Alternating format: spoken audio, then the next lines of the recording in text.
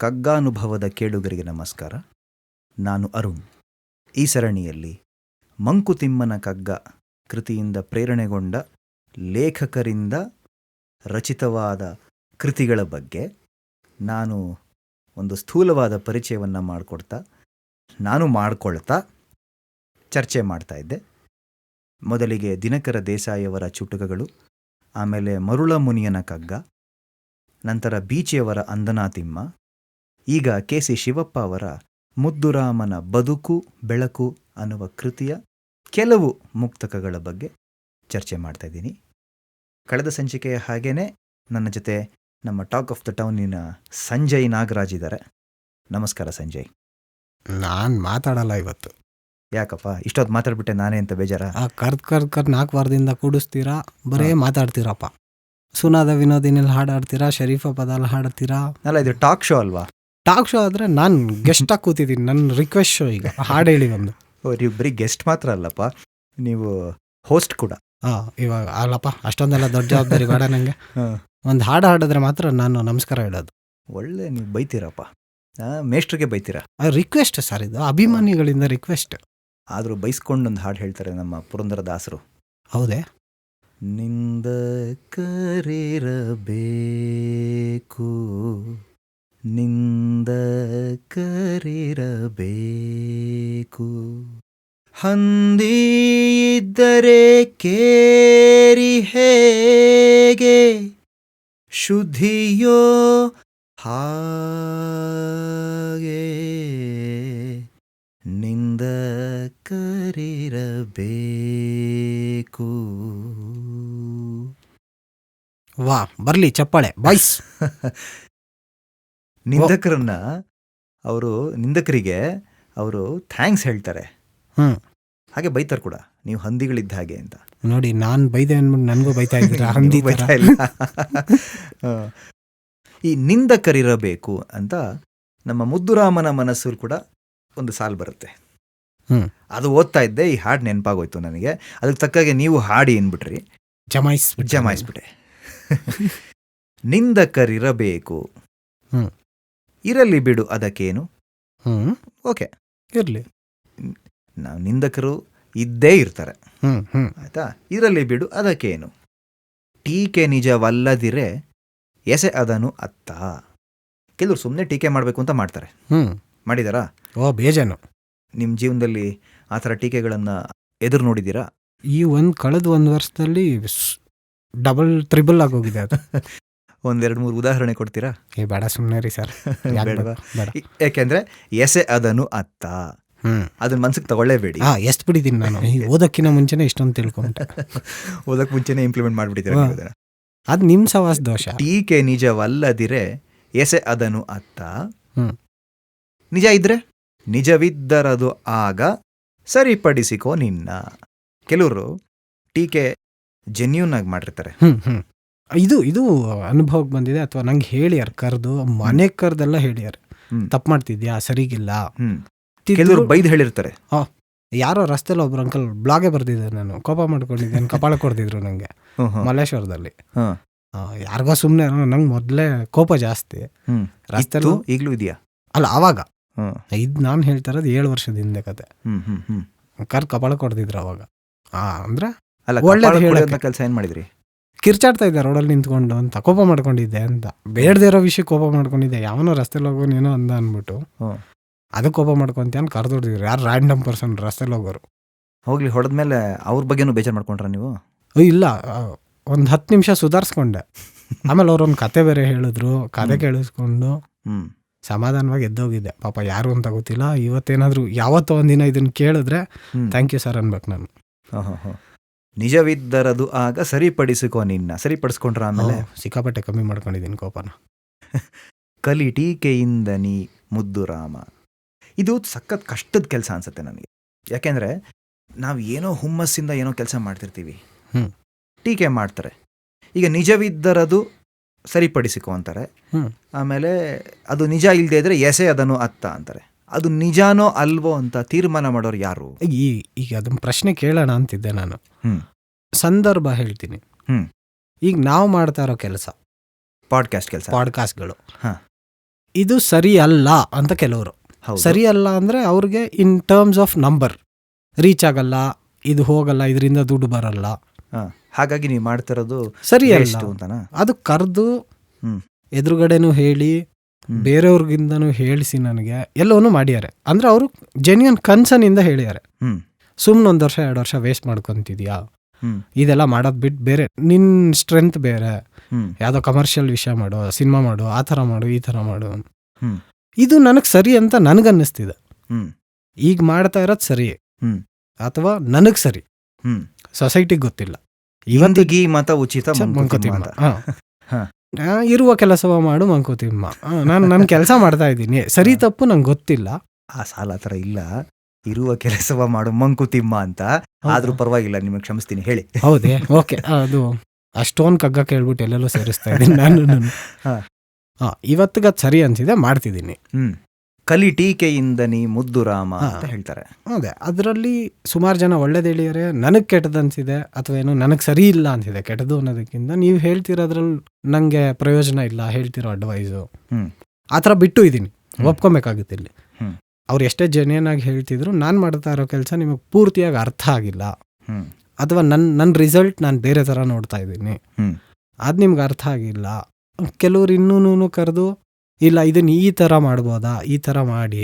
ಸುಮಾರು ಜನ ನಿಮಗೂ ಹೇಳ್ಯಾರ, ನಮ್ಗೆ ಯಾವುದಾದ್ರು ಪಾಡ್ಕಾಸ್ಟ್ ಒಳಗೆ ಹಾಕು, ಬೇರೆ ಪಾಡ್ಕಾಸ್ಟ್ ಸೈಟ್ ಒಳಗೆ ಹಾಕು, ಅದು ಮಾಡು ಇದು ಮಾಡು ಅಂತೆಲ್ಲ ಹೇಳ್ಯಾರ. ಬೇರೆ ಪ್ರಯತ್ನ ನಾವು ಅಂದ್ಕೊಂಡಿದ್ದ ಸಮಯ ಮೀರಿ ಬೇರೆ ಪ್ರಯತ್ನ ಮಾಡಬೇಕು ಅಂತ ಕಲಿತಾ ಇದ್ದೀನಿ. ಅದನ್ನು ಫಸ್ಟ್ ನಾನು ತಿಳ್ಕೊಬೇಕು, ಅದು ಹೆಂಗೆ ವರ್ಕ್ ಆಗುತ್ತೆ, ಏನಾಗುತ್ತೆ ಅದರಿಂದ ಅಂತ. ಟೀಕೆ ಅನ್ನೋದಕ್ಕಿಂತ ನಂಗೆ ಜಾಸ್ತಿ ಈ ಥರದ ವಿಷಯಗಳು ಇಂಪ್ಲಿಮೆಂಟ್ ಮಾಡ್ಕೊಂಡಿದ್ದೀನಿ. ರಿಗ್ರೆಟ್ಸ್ ಇಲ್ಲ? ಖಂಡಿತ ಇಲ್ಲ. ಇವತ್ತಿಗಲ್ಲ, ಇನ್ನು ಮುಂದಕ್ಕೂ ಇರಲ್ಲ ಅಂದ್ಕೊಂಡಿದ್ದೀನಿ.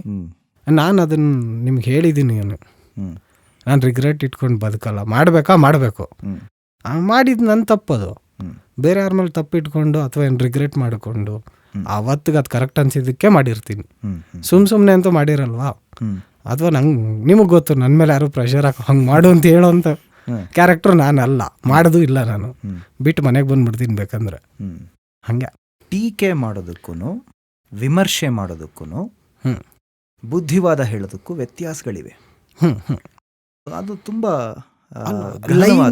ಲೈನ್ ಒಂದಿದೆ ಮಧ್ಯದಲ್ಲಿ, ಥಿನ್ ಲೈನ್ ಅಂತ. Thin line. ಅದನ್ನ ಆ ಕೆಲಸ ಮಾಡೋರು ಅದನ್ನ ಅರ್ಥ ಮಾಡ್ಕೊಂಡು ಮಾಡಬೇಕು. ನಾನು ಟೀಕೆ ಮಾಡಬೇಕು ಅನ್ನೋ ಕಾರಣಕ್ಕೆ ಮಾಡ್ತಾರೆ ಕೆಲವರು, ಇನ್ನು ಕೆಲವರು ಜೆನ್ಯೂನ್ ಆಗಿ ಮಾಡ್ತಾರೆ. ಅದ್ರ ಹಿಂದೆ ಇರೋ ಭಾವ ಬಹಳ ಮುಖ್ಯ ಆಗುತ್ತೆ. ಕೆಲವೊಂದು ಸತಿ ಇದು ನಂಗೆ ಡೌಟ್ ಬರುತ್ತೆ, ನಮಗೆ ಅರ್ಥ ಆಗಲ್ಲ ಅದು.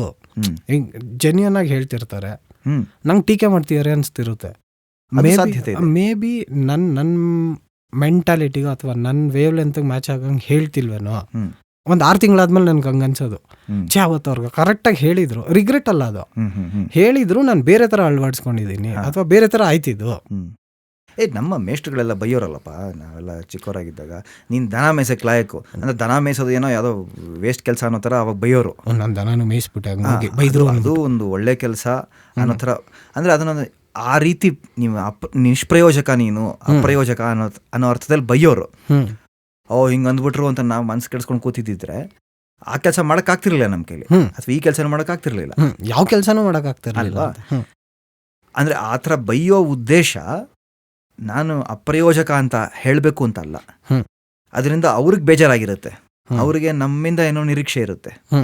ಅದನ್ನ ನಾವು ಮೀಟ್ ಮಾಡದೇ ಇದ್ದಾಗ ಅವ್ರಿಗೆ ನೋವಾಗತ್ತೆ, ವೈಯಕ್ತಿಕವಾಗಿ ನೋವಾಗತ್ತೆ. ಈ ಪಾಯಿಂಟ್ಗೆ ಬಂದೆ, ಅವ್ರು ಹೇಳ್ತಾ ಇರೋದನ್ನ ತಗೊಳಕ್ ನಾವು ಸ್ವಲ್ಪ ಅಷ್ಟು matured enough to understand it ಆ ಲೆವೆಲ್ಗೆ ಹೋಗ್ಬೇಕು ನಾವು. ನನ್ನ ಅನಿಸಿಕೆ ಅದು. ಯಾರು ಏನು ಹೇಳ್ತೀಯಾರ, ಟೀಕೆ ಮಾಡ್ತೀಯಾರ, ಪ್ರಶಂಸೆ ಮಾಡ್ತೀಯಾರ. ಈ ಟೀಕೆ ಬಗ್ಗೆ ಮಾತಾಡುವಾಗ KS ನರಸಿಂಹಸ್ವಾಮಿ ಅವರ ಒಂದು ಪದ್ಯ ನೆನಪಾಗತ್ತೆ. ಇವರು ಮೆಚ್ಚುವ ವಸ್ತು ಇಲ್ಲಿಲ್ಲ ಜೋಕೆ. ಕೇಳಿದಿರದು? ಕೇಳಿದೀನಿ, ನೀವು ಹೇಳ್ಬಿಡಿ, ನಿಂಬಾಯಲ್ಲಿ ಕೇಳೋದೇ ಮಜಾ. ಪೂರ್ತಿ ಪದ್ಯ ಬೇಡ, 1-2-3 ಸಾಲುಗಳು. ನಿಂತರೆ ಕೇಳುವರು ನೀನೇಕೆ ನಿಂತೆ, ಮಲಗಿದರೆ ಗೊಣಗುವರು ಇವಾಗಿಲ್ಲ ಚಿಂತೆ, ಓಡಿದರೆ ಬೆನ್ನ ಹಿಂದೆಯೇ ಇವರ ಟೀಕೆ, ಇವರು ಮೆಚ್ಚುವ ವಸ್ತು ಇಲ್ಲಿಲ್ಲ ಜೋಕೆ ಅಂತ. ಏನು ಮಾಡಿದ್ರು ಟೀಕೆ ಮಾಡ್ತಾರಪ್ಪ. ನೀವು ಪಾಡ್ಕಾಸ್ಟ್ ಈ ಥರ ಮಾಡಿದ್ರು ಟೀಕೆ ಮಾಡ್ತಾರೆ, ಅವ್ರು ಹೇಳ್ದಾಗ ಮಾಡಿದ್ರು ಟೀಕೆ ಮಾಡ್ತಾರೆ, ಮತ್ತೊಬ್ರು ಹೇಳ್ದಾಗ ಮಾಡಿದ್ರು ಮಾಡ್ತಾರೆ, ಮಾಡದೇ ಇದ್ರು ಮಾಡ್ತಾರೆ ಟೀಕೆ. ಆಯ್ತಾ? ಸೊ ಇರಲಿ, ಅದರಲ್ಲಿ ಎಷ್ಟೆಷ್ಟು ಏನೇನು ತಗೋಬೇಕು, ಹೇಗೆ ತಗೋಬೇಕು ಅನ್ನೋದನ್ನು ತಗೊಳ್ಳಿ, ಮುಂದುವರ್ಸ್ಕೊಂಡು ಹೋಗಿ. ಯಾಕೆಂದರೆ ಪ್ರಯತ್ನ ಪ್ರಾಮಾಣಿಕವಾಗಿದ್ದಾಗ ಫಲ ಸಿಗುತ್ತೋ ಬಿಡುತ್ತೋ, ಆ ಖುಷಿ ಸಿಗುತ್ತೆ. ನಿಮ್ಮ ಮೊದಲ ಮಾತು ನೆನಪಾಯ್ತು ನನಗೆ, 1 ವರ್ಷದ ಹಿಂದೆದು. ನಾವು ಬರೇ ಪ್ರಯತ್ನ ಪಡ್ತಿದ್ದೀವಪ್ಪ, ಪ್ರಯತ್ನದಲ್ಲಿ ಖುಷಿ ಪಡ್ತಿದ್ದೀವಿ, ಅಷ್ಟೇ ನಮ್ಮ ಕೆಲಸ. ಆ ಖುಷಿ ಹೇಗೆ ಪಡಬೇಕು? ನಮ್ಮ ಇಂದ್ರಿಯ ಶಕ್ತಿಗಳಿಂದ ಖುಷಿ ಪಡ್ತೀವಿ. ಅದಕ್ಕೂ ಒಂದು ಯಾವ್ದಾದ್ರು ಇದೆಯಾ? ಹೌದು, ಅದಕ್ಕೆ ಹೇಳ್ತಾ ಇರೋದು ನಾನು. ಹೇಳ್ಬಿಡಿ. ಇದೇ ಕಡಲು ದಾಟಲಿಕೆ, ಇದೇ ಬೆಟ್ಟ ಹತ್ತಲಿಕೆ. ಜಾರ್ಜ್ ಮ್ಯಾಲರಿ ಅಂತ ಒಬ್ಬ ಮೌಂಟೇನಿಯರ್. ಈತ ಹಿಲತ 25 ವರ್ಷ ಮುಂಚೆನೆ ಎವರೆಸ್ಟ್ ಹತ್ತಿದ ಅಂತ ನಂಬ್ತೀವಿ. ಯಾಕೆ ನಂಬ್ತೀವಿ ಅಂತಂದ್ರೆ ವಾಪಸ್ ಬರಲಿಲ್ಲ ಆತ. ಓಕೆ. ಕೊನೆಯ ಹಂತದಲ್ಲಿದ್ದಾಗ ಆ ವಿಡಿಯೋ ಸಿಗ್ನಲ್ಸ್ ಹೋಗಿ ಆಮೇಲೆ ಏನಾಯ್ತು ಅಂತ ಗೊತ್ತಿಲ್ಲ. ಓಕೆ. ಆತ ಎವರೆಸ್ಟ್ ಸಬ್ಮಿಟ್ ಮಾಡಿದ್ನೋ ಇಲ್ವೋ ಗೊತ್ತಿಲ್ಲ. ಆಯ್ತಾ? ಇದು 1925ರಲ್ಲಿ. ಓಕೆ. 25ರಲ್ಲೋ 35ರಲ್ಲೋ ಯಾವಾಗಲೋ ಗತಕಾಲದಲ್ಲಿ. ಹಿಲರಿ ಹತ್ತಿದ್ದು 53ನೇ ಇಸ್ವಿಲಿ. ಹಿಲರಿ ಮತ್ತೆ ತೇನ್ಜಿಂಗ್ 53, ಅಷ್ಟು ವರ್ಷ ವ್ಯತ್ಯಾಸ ಇದೆ. 95ನೇ ಇಸ್ವಿಲಿ ಜಾರ್ಜ್ ಮೆಲರಿ ಅವರ ದೇಹ ಸಿಕ್ತು. ಒಬ್ಬ ಆ ದೇಹ ಕೊಳ್ತಿರಲಿಲ್ಲ, ಗೊತ್ತಾಯ್ಸ್ ಅಲ್ವಾ?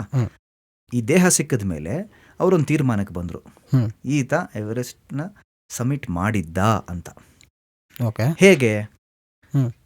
ಅವನ ಹೆಂಡತಿಗೆ ದಿನ ಲೆಟರ್ ಬರೀತಾ ಇದ್ದ, ಪ್ರತಿ ಕ್ಯಾಂಪಿಂದನೂ ಲೆಟರ್ ಬರೀತಾ ಇದ್ದ. ಹೋಗಬೇಕಾದ್ರೆ, ಎಕ್ಸ್ಪೆಡಿಷನ್ ಶುರು ಮಾಡಬೇಕಾದ್ರೆ ಅವನ ಹೆಂಡತಿ ಫೋಟೋನ ತಗೊಂಡಿದ್ದ. ಅವನ ಹೆಂಡತಿಗೆ ಪ್ರಾಮಿಸ್ ಮಾಡ್ತಾನೆ, ನಾನು ಎವರೆಸ್ಟ್ ಹತ್ತದ ಮೇಲೆ ಈ ಫೋಟೋನ ಅಲ್ಲಿ ಇಟ್ಬಿಟ್ಟು ಬರ್ತೀನಿ ಅಂತ. ಓಕೆ. ಸೊ 95ನೇ ಇಸ್ವಿಲಿ ಇವನ ದೇಹ ಸಿಕ್ತಲ್ಲ, ಇವನ ಪರ್ಸ್ ಕೂಡ ಸಿಕ್ತು. ಅದರಲ್ಲಿ ತೆಗೆದು ನೋಡಿದ್ರೆ ಆ ಫೋಟೋ ಇರಲಿಲ್ಲ. ಓಕೆ. ಅದರಿಂದ ಅಂದುಕೊಂಡ್ರು ಇವನು ಬಹುಶಃ ಕಮಿಟ್ ಮಾಡಿ ಅಲ್ಲಿ ಫೋಟೋ ಇಟ್ಬಿಟ್ಟು ಬಂದಿದ್ದಾನೆ ಅಂತ, ಬರಬೇಕಾದ್ರೆ ಸತ್ತಿದ್ದಾನೆ ಅಂತ. ಓಕೆ. ಪಾತ್ಸ್ ಆಫ್ ಗ್ಲೋರಿ ಅಂತ ಜೆಫ್ರಿ ಆರ್ಚರ್ ಒಂದು ಕಾದಂಬರಿ ಬರೆದಿದ್ದಾರೆ. ಮತ್ತೆ ಜಾರ್ಜ್ ಮ್ಯಾಲರಿ ಅವರ ಮೊಮ್ಮಗನೋ ಅನ್ಸುತ್ತೆ, ಅವರ ಬಯೋಗ್ರಫಿ ಬರೆದಿದ್ದಾರೆ. ಸುಮಾರು ಒಂದು ಡಾಕ್ಯುಮೆಂಟ್ರಿ ಇದೆ ನ್ಯಾಷನಲ್ ಜಿಯೋಗ್ರಫಿಕ್ದು ಮ್ಯಾಲರಿ ಬಗ್ಗೆ. ತುಂಬ ಚೆನ್ನಾಗಿದೆ, ನೋಡಿ. ಇದಾದರೆ ಪ್ರೆಸ್ ಕಾನ್ಫರೆನ್ಸಲ್ಲಿ ಯಾರೊಬ್ರು ಕೇಳಿದ್ರು, why do you want to climb Everest ಅಂತ. ಯಾರನ್ನ? ಇದೇ ವ್ಯಕ್ತಿನ? ಜಾರ್ಜ್ ಮ್ಯಾಲರಿನ. ನಾನು ಯಾಕೆ ಈ ಮ್ಯಾಲರಿ ಕತೆ ಹೇಳ್ತಾ ಇದ್ದೀನಿ ಇದಕ್ಕೆ. ಜಾರ್ಜ್ ಮ್ಯಾಲರಿನ ಕೇಳ್ತಾರೆ ಪ್ರೆಸ್ ಕಾನ್ಫರೆನ್ಸಲ್ಲಿ, why do you want to climb Everest ಅಂತ. ಅವರು ಹೇಳ್ತಾರೆ, ಬಿಕಾಸ್ ಇಟ್ಸ್ ದೇರ್. ಅಷ್ಟು ಫೇಮಸ್ ಕೋಟ್ ಇದು, ಬಿಕಾಸ್ ಇಟ್ ಇಸ್ ದೇರ್ ಅಂತ. ಅದಿದೆ, ನಾನು ಹಚ್ತೀನಿ. ಇವ್ರು ಹೇಳ್ತಾರೆ, ಇದೇ ಕಡಲು ದಾಟಲಿಕೆ, ಇದೇ ಬೆಟ್ಟ ಹತ್ತಲಿಕೆ, ಇದೇ ಕಂಠ ಹಾಡಲಿಕೆ ರಾಗ ರಾಗಗಳ. ನಂಗೆ ಧ್ವನಿ ಯಾಕೆ ಕೊಟ್ಟಿದ್ದಾನಪ್ಪ ಭಗವಂತ ಹಾಡೋದಕ್ಕೆ? ಭಗವಂತ ಕೈ ಕೊಟ್ಟ. ನೆನಪಾಯ್ತು, ನೀವೇ ಅಷ್ಟೊತ್ತಿಗೆ ಹೇಳ್ಬಿಟ್ರಿ.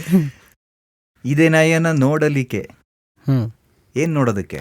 ಬಾನಾಚೆ ರಂಗುಗಳ ಬಳಸು ಇಂದ್ರಿಯ ಶಕ್ತಿ ಮುದ್ದು ರಾಮ. ಅಭೇಶ್. ನಾವು ಎಷ್ಟೊಂದ್ಸಲ ಕಣ್ಣಿದ್ದು ಕುರುಡರಾಗಿರ್ತೀವಿ, ಬಾಯಿದ್ದು ಮೂಕರಾಗಿರ್ತೀವಿ ಅಲ್ವಾ? ಇದೇ ಕಂಠ ಹಾಡಲಿಕ್ಕೆ ರಾಗ ರಾಗಗಳ. ಹಾಡು, ಮನಸ್ಸಿಂದ ಮನಸಾರೆ ಹಾಡು.